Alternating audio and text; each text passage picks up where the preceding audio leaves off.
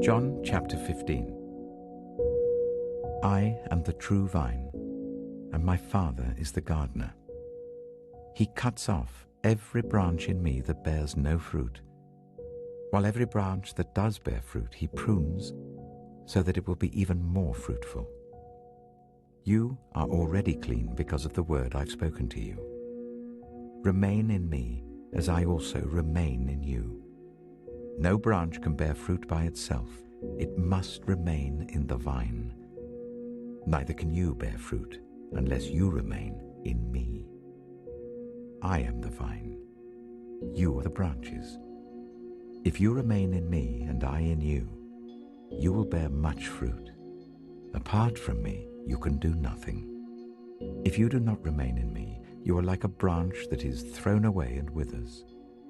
Such branches are picked up, thrown into the fire, and burned.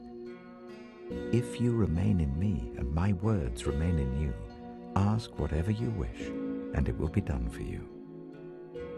This is to my Father's glory, that you bear much fruit, showing yourselves to be my disciples. As the Father has loved me, so have I loved you. Now remain in my love. If you keep my commands, you will remain in my love, just as I have kept my Father's commands and remain in his love. I have told you this so that my joy may be in you and that your joy may be complete. My command is this: love each other as I have loved you. Greater love has no one than this, to lay down one's life for one's friends. You are my friends if you do what I command. I no longer call you servants, because a servant does not know his master's business. Instead, I have called you friends, for everything that I learned from my Father I have made known to you. You did not choose me, but I chose you and appointed you, so that you might go and bear fruit, fruit that will last, and so that whatever you ask in my name, the Father will give you.